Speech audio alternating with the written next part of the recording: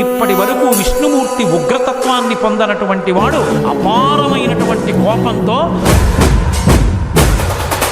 తన యొక్క పరమభక్తుడైనటువంటి ప్రహ్లాదుణ్ణి హిరణ్యకశపుడు నిగ్రహించాడన్న కోపాన్ని ఆపుకోలేక ఉగ్ర నరసింహావతారమై వచ్చాడని లోకమంతా భీతిల్లిపోతే 33 కోట్ల మంది దేవతలు ఆకాశంలో నిలబడి స్తోత్రం చేస్తుంటే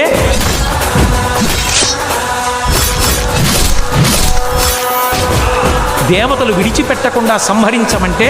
ఒక్కసారి పెద్ద గర్జన చేస్తూ గబగబా వెళ్ళి ఆ హిరణ్యకశిపుని యొక్క డొక్కల దగ్గర పట్టుకుని పైకెత్తి గడప దగ్గరికి తీసుకొచ్చి ఇంట్లో కాదు బయట కాదు గడప మీద పగలు కాదు రాత్రి కాదు ప్రదోషవేళ జంతువు కాదు పాము కాదు ఆయుధం కాదు వస్త్రం కాదు శస్త్రం కాదు రాక్షసులు కాదు దేవతలు కాదు యక్షులు కాదు గంధర్వులు కాదు కిన్నెరులు కాదు కింపురుషులు కాదు నరుడు కాదు జంతువు కాదు నరసింహమై ఆ గోళ్ళని గొడ్డళ్ళుగా చేసి వక్షస్థలంలో ఉన్న ఉరప్పంజరపు ఎముకటన్నింటినీ పోచేసి పటపట విరిచి వేగులు తీసి మెళ్ళో వేసుకొని